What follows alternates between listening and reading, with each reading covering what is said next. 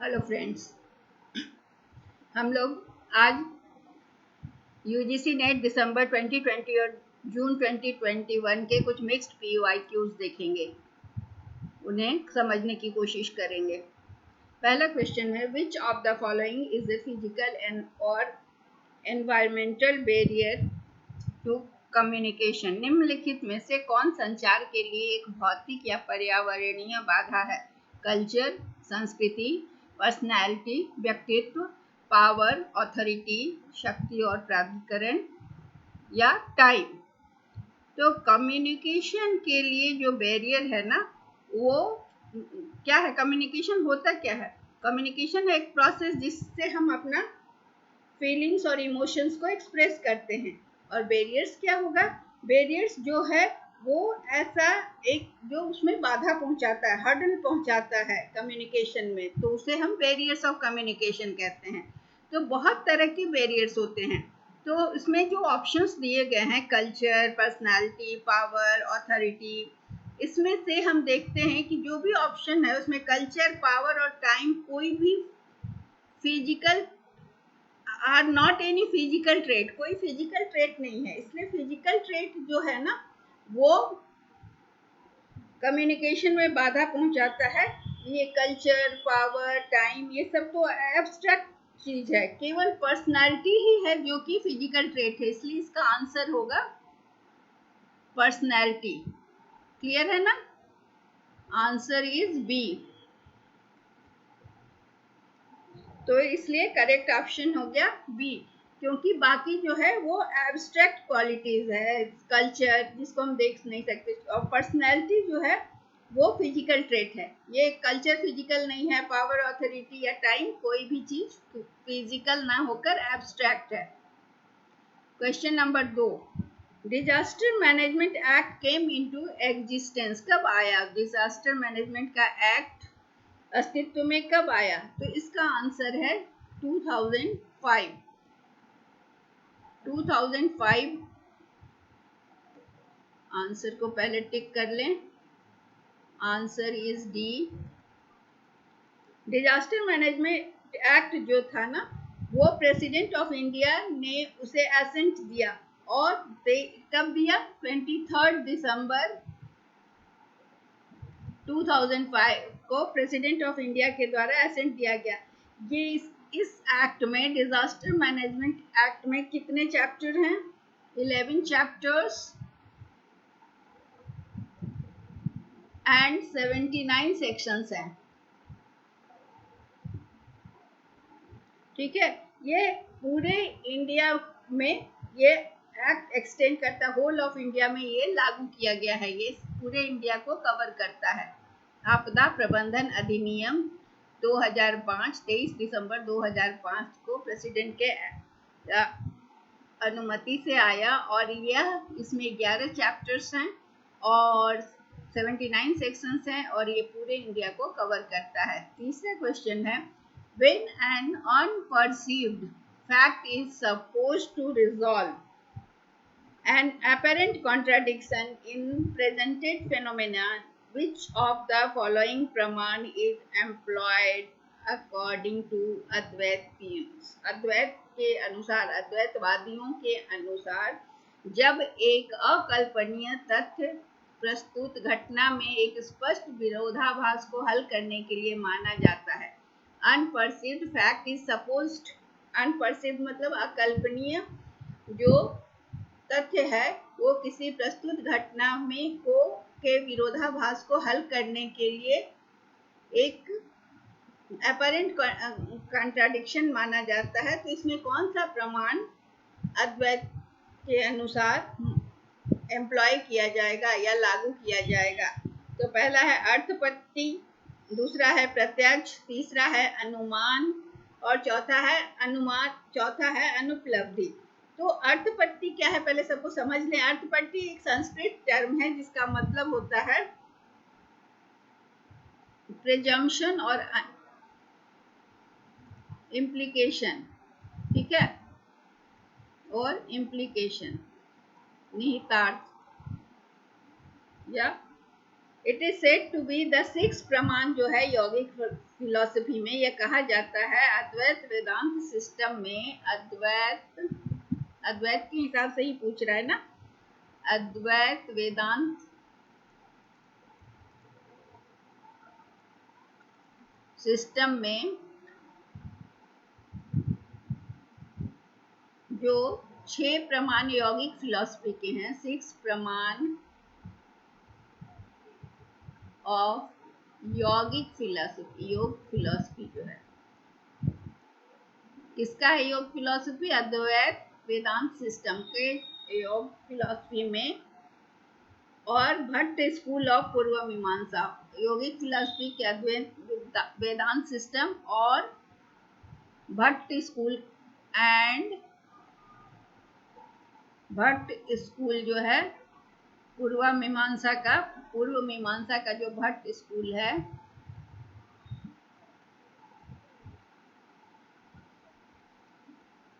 उसमें कितने माने गए हैं? 6 प्रमाण। तो जब नॉलेज किसी पर्टिकुलर सेट ऑफ सर्कमस्टांसेस से निकलता है, इट इज कॉल्ड अर्थपत्ति। किसी अकल्पनीय या प्रस्तुत घटना से जब नॉलेज को डिराइव करते हैं किसी घटना के सेट से, तो इसको हम अर्थपत्ति कहते हैं। ठीक है, तो जब अनपर्सीव्ड फैक्ट इज सपोज टू, अनपर्सीव्ड दिया हुआ है, अनपर्सीव्ड फैक्ट को जब हम रिसॉल्व करना चाहते हैं अपरेंट कंडीशन में, तो इसे हम अर्थपत्ति कहते हैं। इसलिए इसका आंसर होगा ए।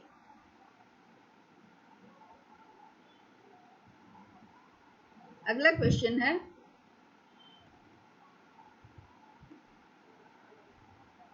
Identify the correct sequence for successful communication. सफल संचार के लिए, संचार मतलब जब आप बोलते हैं दूसरा उसको समझता है, मतलब आप एनकोड करते हो वो डिकोड होता है। तो सक्सेसफुल कम्युनिकेशन क्या होता है? सक्सेसफुल कम्युनिकेशन या सफल संचार वह क्रम होता है, इज द प्रोसेस, वह प्रोसेस है, वह प्रक्रिया है जिसके द्वारा हम अपने फीलिंग्स और इमोशंस को व्यक्त करते हैं।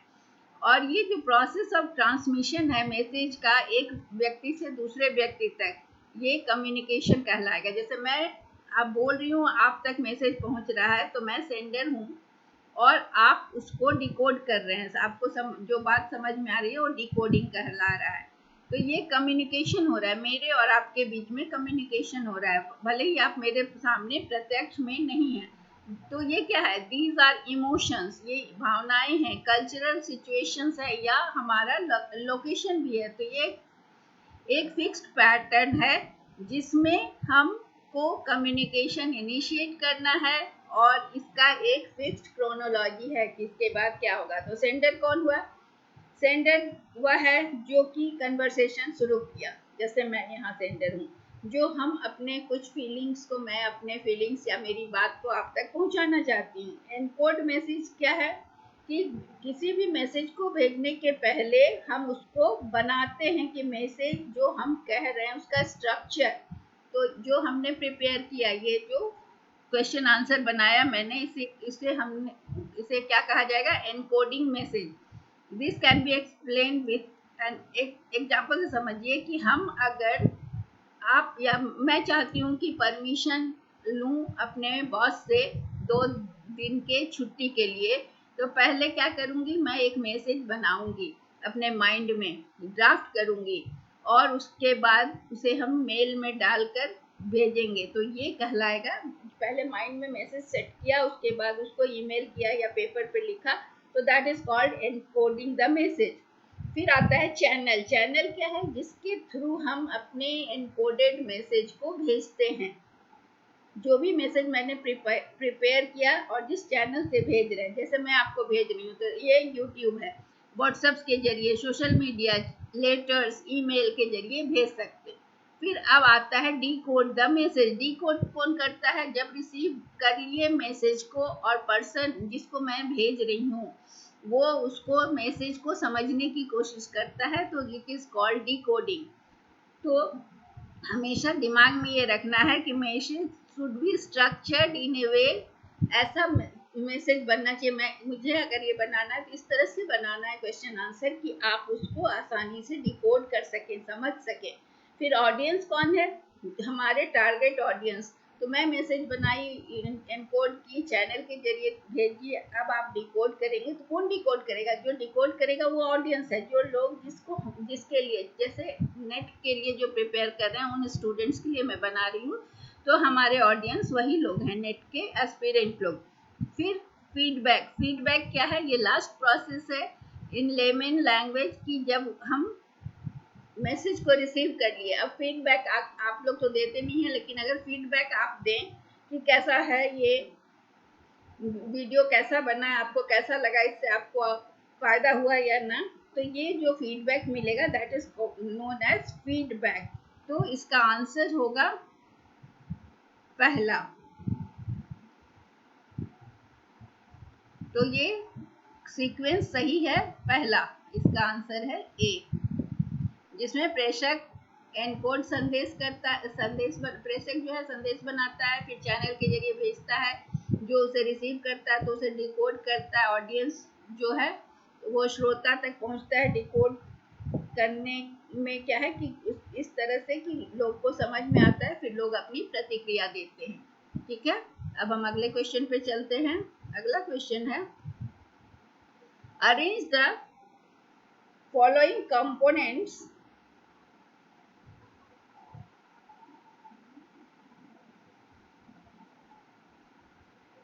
of municipal solid waste in order of their increasing abundance। उनकी बढ़ती हुई जो ये अपशिष्ट है, जो वेस्ट है म्यूनिसिपल का, नगर पालिका का जो अपशिष्ट है और उसका घटक, उसके कंपोनेंट्स जो कि इंक्रीजिंग टर्म में है, आपको उसका सीक्वेंस बताना है। तो सबसे ज्यादा कौन सा वेस्ट होता है, paper and cardboard, food, tin cans, dirt and ash and textiles. भोजन पेपर या कार्डबोर्ड ज्यादा होता है, या भोजन के अपशिष्ट ज्यादा होते हैं, कचरा जिसको हम कहते हैं, या टीन केन्स होते हैं, या गंदगी और ऐश मतलब यहाँ पर राख होगा, या कपड़ा होता है। तो आपको सही सीक्वेंस बताना है कि सबसे ज्यादा कौन सा चीज होता है। तो सबसे पहले होता है टेक्सटाइल, कपड़ा सबसे ज्यादा कचरा होता है, इसलिए पहला नंबर इसका होगा। फिर होता है टीन कैंस, फिर तीसरा होता है डर्ट एंड ऐश, फिर होता है फूड, और ये नंबर 5 होता है। तो इस तरह से हमारा जो आ रहा है, तो ई सी डी बी ए, तो आंसर इज डी। तो हमारा क्रम क्या हुआ, सबसे ज्यादा कचरा होता है, कपड़ा का अपशिष्ट होता है नगर पालिका का, उसके बाद जो होता है वो सबसे पहले हुआ ये, फिर हुआ दूसरा टीन कैन, तीसरा हुआ ये, चौथा होगा भोजन, और पांचवा हुआ पेपर एंड कार्डबोर्ड। इसका सीक्वेंस हमें बनाना था। अब which of the among are MOOC platform, MOOC या MOOC platform। Okay, so we will have Coursera, Google Meet, Jitsi Meet and Urkund. तो अभी हमें एक एक करके देखना होगा कि ये है क्या।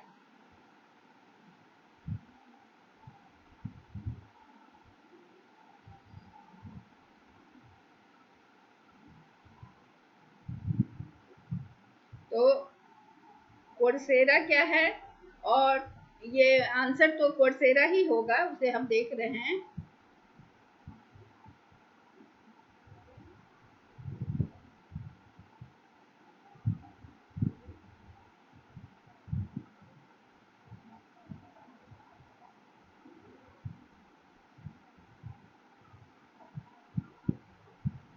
कोर्सेरा गूगल मीट में क्या होता है, हम लोग सब जानते हैं। गूगल मीट में मूक का प्लेटफॉर्म नहीं है, MOOC का प्लेटफॉर्म ये नहीं है, क्योंकि गूगल मीट में क्लासेस होते हैं, और जब से ऑनलाइन क्लासेस हुआ है गूगल मीट में स्कूल के टीचर्स क्लास लेते हैं और बच्चों को पूरा, तो MOOC जो है ना, वो उसका फुल फॉर्म है मैसिव ओपन ऑनलाइन कोर्स। तो इसमें गूगल मीट तो नहीं आएगा, वो कोर्स नहीं है। तो ये क्या है, ये MOOC प्लेटफॉर्म जो है ये डिजिटल प्लेटफॉर्म है जो कि आपको ऑनलाइन लर्निंग में मदद करता है, डिग्री भी प्राप्त करने में मदद करता है, और ऑनलाइन कोर्सेज में आपको रजिस्टर करने में भी मदद करता है। और इन कोर्स में आप जब एनरोल होते हैं तो आपको फ्लेक्सिबिलिटी ऑफ टाइम और प्लेस एंड ड्यूरेशन होता है, जो अपने समय से, अपने पेस में, अपनी गति से आप सीख सकते हैं और किसी भी स्थान से सीख सकते हैं और कितने भी समय के लिए सीख सकते हैं। तो ये जुलाई 2014 में ओपन हुआ था। यह पहला जो MOOC है ये लर्नर को पूरे वर्ल्ड से जोड़ने का था। इसका ये कितने लर्नर को अट्रैक्ट किया है, 35,000 लर्नर्स को अट्रैक्ट किया है 2015 में तक। ये IIT बॉम्बे जो है ना, तो वो क्या किया, IIT बॉम्बे, फिर बिट्स पिलानी,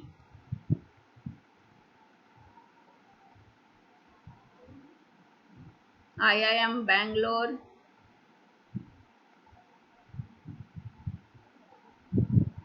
जो कि इंडियन स्कूल ऑफ बिजनेस,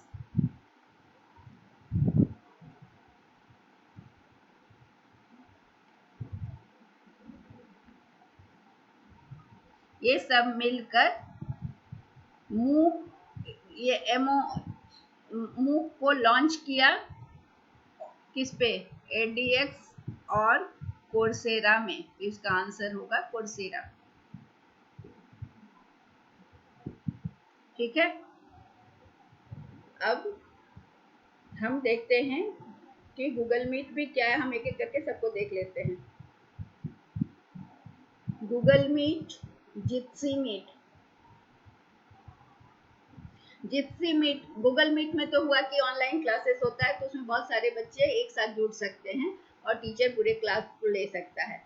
और जिप्सी मीट क्या है कि आप किसी भी गेस्ट को फोन कर सकते हैं। ये फ्रेंड्स और कलीग्स को इनवाइट करने का एक इजी तरीका है, और इसमें आप इसका रिकॉर्ड रख सकते हैं। तो जिप्सी मीट क्या करता है कि आपको अपने पूरे टीम के साथ टच में रखता है, चाहे वो फैमिली हो, चाहे कलीग हो, या और इसमें जिप्सी मीट में इंस्टेंट वीडियो कॉन्फ्रेंसिंग हो सकता है। और जिप्सी मीट ये ओपन है वीडियो कॉन्फ्रेंसिंग के लिए 100%, और इसको आप, ये फ्री है, पूरे दिन आप इसको यूज कर सकते हैं। गूगल मीट भी फ्री है। उरकुंड क्या है, उरकुंड जो है ना, तो वो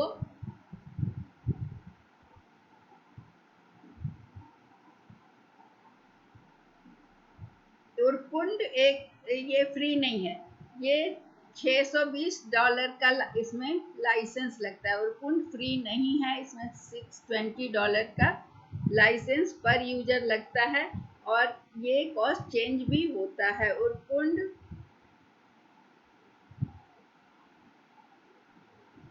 लॉगिन पेज में स्टूडेंट्स लिंक मिलता है और वो अपना अकाउंट क्रिएट करते हैं, और इस लिंक से स्टूडेंट अपना अकाउंट क्रिएट करके और उससे आप अपना डॉक्यूमेंट्स को सबमिट कर सकते हैं। तो उरकुंड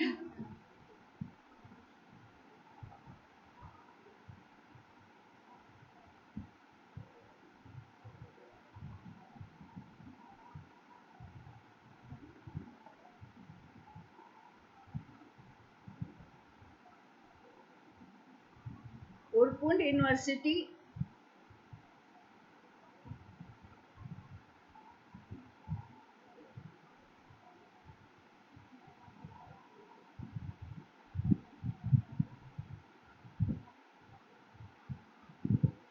इंडिया में उरकुंड जो है ना वो 1000 यूनिवर्सिटीज ये यूनिवर्सिटीज से जुड़ा हुआ है एक और 1000 यूनिवर्सिटीज में अवेलेबल है और ये 35 मिलियन स्टूडेंट्स के लिए ओपन है। तो ये यूजीसी के साथ मिलकर काम करता है उरकुंड और ये जो है ना ये मिनिस्ट्री ऑफ ह्यूमन रिसोर्स के द्वारा यूजीसी और इन्फ्लीनेट जो कि यूजीसी एंड इनफ्ली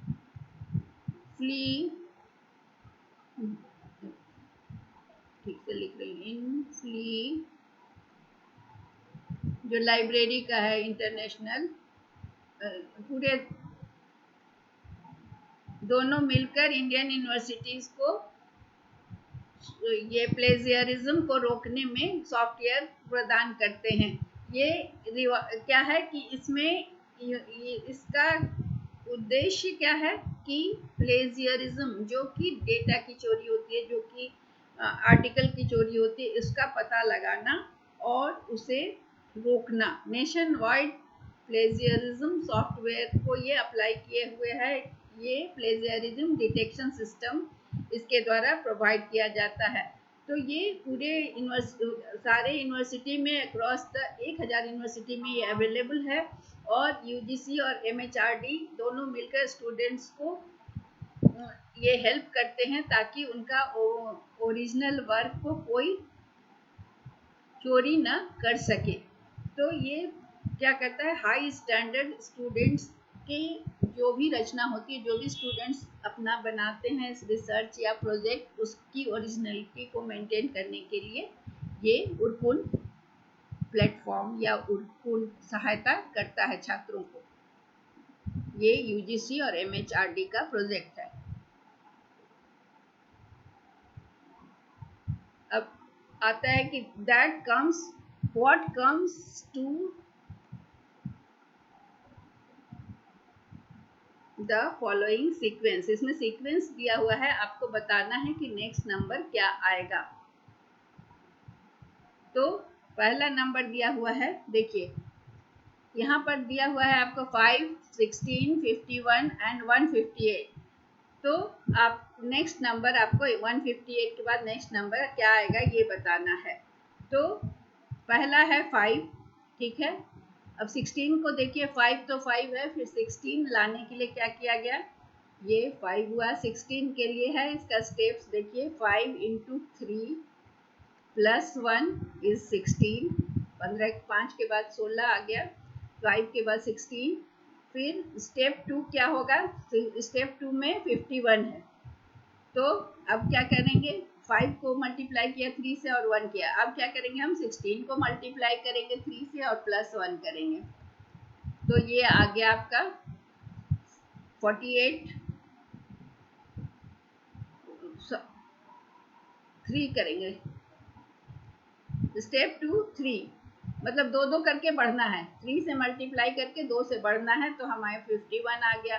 फिर है 158। 158 में क्या होगा, 15 इंटू 3 प्लस क्या होगा 5, दो दो करके बढ़ रहे हैं, तो ये 158 आ गया। उसी तरह से चौथा हमें ढूंढना है 158 के बाद, तो क्या होगा 158 into 3 plus 7, it will be 481. So our answer will be option 2. तो आंसर इज बी। समझ गए कैसे किया, पहला 5 है, दूसरा का उसने 5 इंटू 3 प्लस 1 1, फिर 3 से मल्टीप्लाई हुआ और दो दो से एडिशन बढ़ता चला गया। तो इस तरह से हमने दूसरा का 51 आया और तीसरा का 53 51 इंटू 3, सॉरी ये 51 है, 51 इंटू 3 प्लस 5 करेंगे तो 158 आएगा। फिर 158 इंटू 3 प्लस 7, यहाँ 1 था, यहाँ 3 हुआ, ये 5, ये 7, दो दो करके बढ़ता चला गया। Question number 8।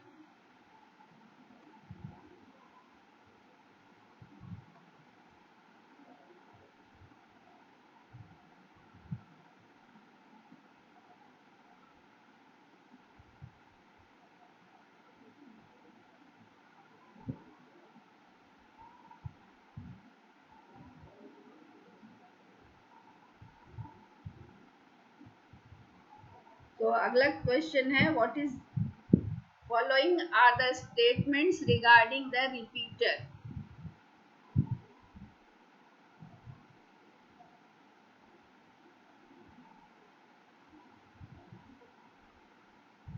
So it distributes data packets.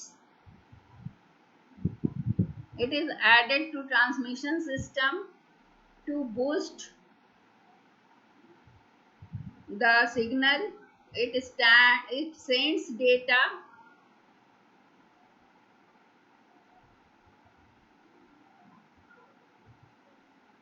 to a specific computer, and the last is it can also be used on wireless system. Choose the correct answer from the following. So we have to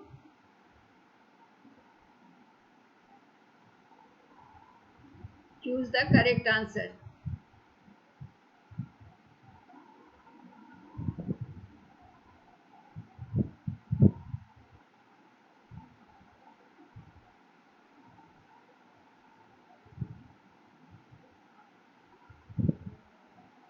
So answer is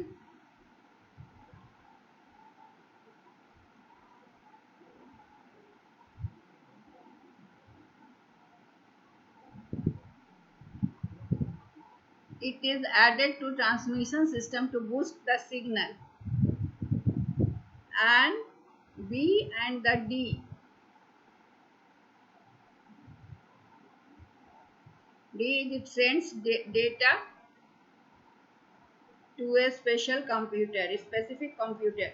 So it repeater is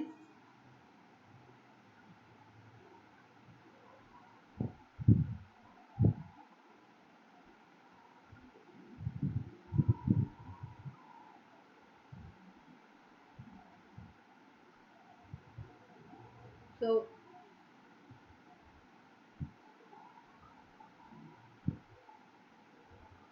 we must know what is repeater.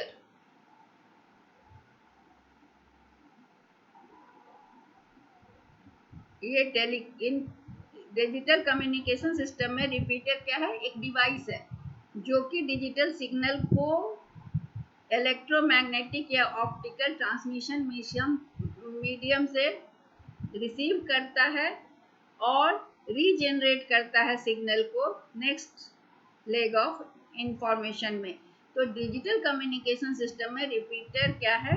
Digital signal को receive करके उसे optical transmission में या electromagnetic transmission medium में regenerate करके next step में भेजता है. तो इलेक्ट्रोमैग्नेटिक मीडियम में रिपीटर क्या करता है कि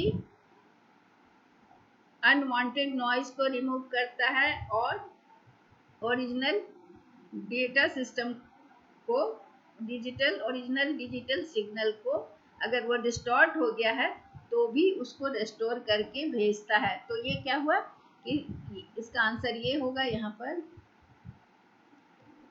और ये होगा, क्योंकि ये क्या करता है कि ट्रांसमिशन सिस्टम को सिग्नल को बूस्ट करता है. अगर वो डिफेक्टिव या कमजोर हो गया तो उसको फिर वो डिजिटल सिग्नल को क्लियरली परसीव करके रिस्टोर करता है और इस डेटा को स्पेसिफिक कंप्यूटर में भेजता है. ये रिपीटर का कार्य होता है. अगला क्वेश्चन है कि यूजीसी का कौन सा act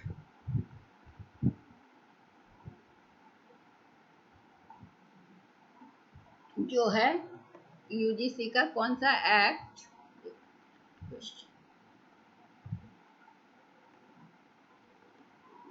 section of UGC Act concerned with the promotion and coordination of university education for the maintenance of standard of teaching, examination and research.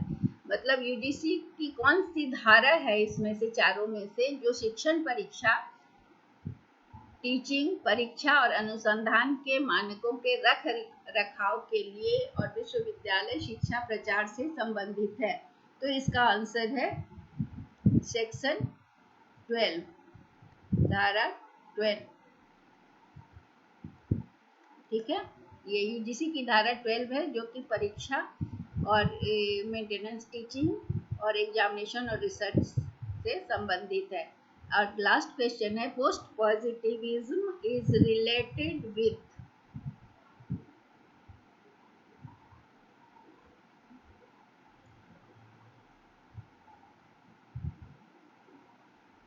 With the following philosophies, किस फिलोसफी से संबंधित है ये बताना है। क्रिटिकल रियलिज्म या empiricism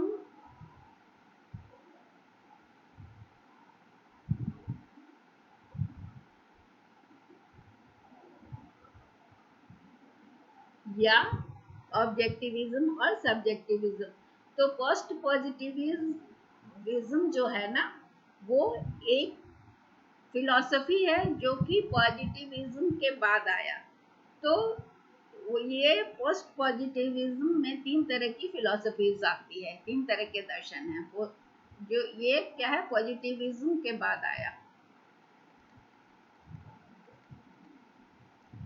तो पहले ये समझ लें, उसके बाद हम बताएंगे। तो इसका तीन तरह का फिलॉसफी है। पहला है थियोलॉजी।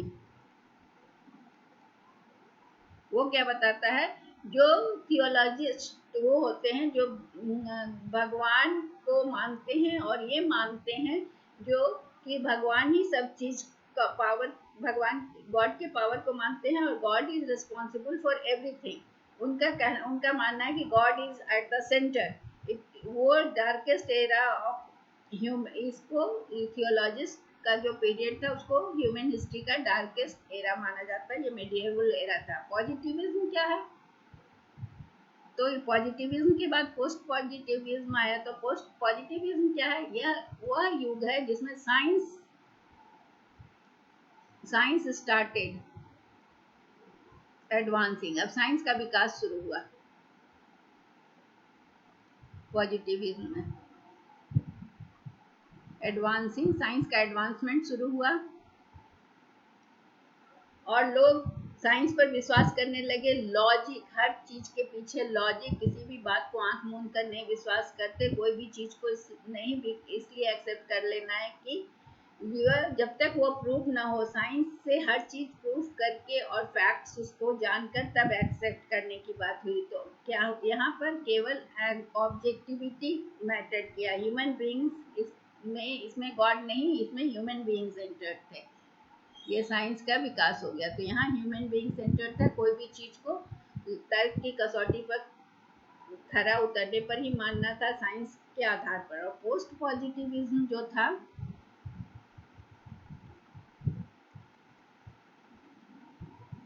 ये क्या था कि हम पोस्ट पॉजिटिविज्म दोनों का मिक्सचर था, थियोलॉजी का भी और पॉजिटिविज्म का। वो साइंस पर विश्वास करते थे कि ये मानते थे कि साइंस है, एक्सेप्ट करते थे, साइंस को एक्सेप्ट भी करते थे, लेकिन ये भी मानते थे कि सब कुछ मनुष्य के हाथ में नहीं है। एक्सेप्ट साइंस दोनों के बीच में था। और ये भी मानते थे कि everything is not in the hand of man, is not in the, दोनों के बीच का, दोनों को मानते थे।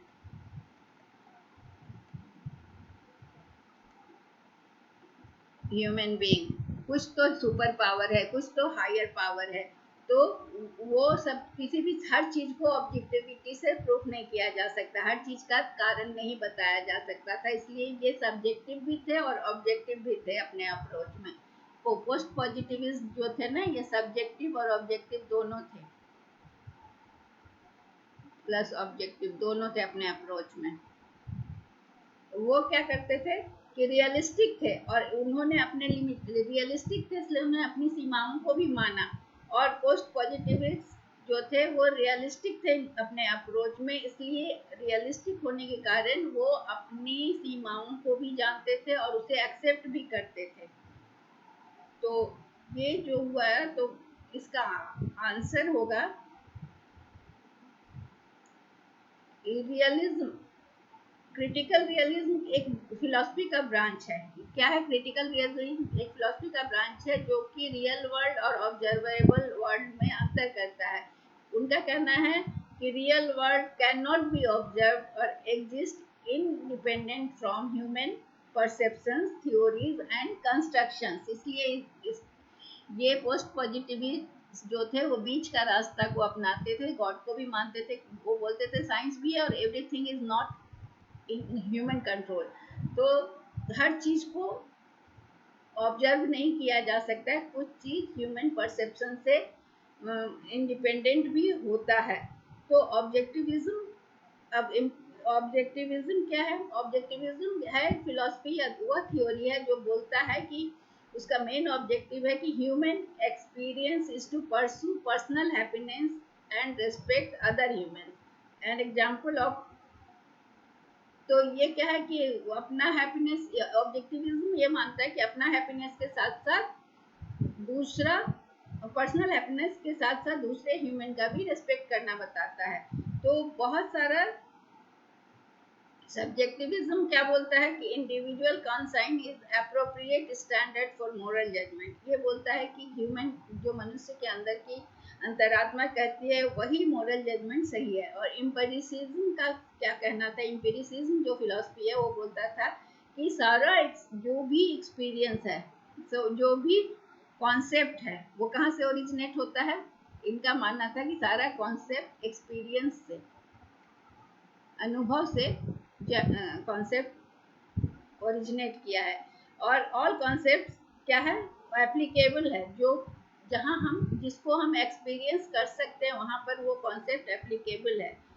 और ये एक मतलब ये सारा चीज को, एम्पिरिसिज्म वाले सारे चीज को एक्सपीरियंस के थ्रू जस्टिफाई करते हैं। तो जो सब्जेक्टिव क्या है? जो सब्जेक्टिव एलिमेंट एक्सपीरियंस पर करता है कि supreme good is realization of subjective experience. Subjective experience मतलब कि कोई भी अच्छा क्या है जब हम प्लेजर का अनुभव करते हैं। तो इस तरह से ये चारों चीज में सब पोस्ट पॉजिटिविज्म किससे, इस फिलॉसफी से रिलेटेड है? क्रिटिकल रियलिज्म से, जो कि यह मानता है कि रियल वर्ल्ड और ऑब्जर्वेबल वर्ल्ड में अंतर होता है और रियल वर्ल्ड को हम ऑब्जर्व नहीं कर सकते हैं, वो ह्यूमन परसेप्शन से इंडिपेंडेंट होता है।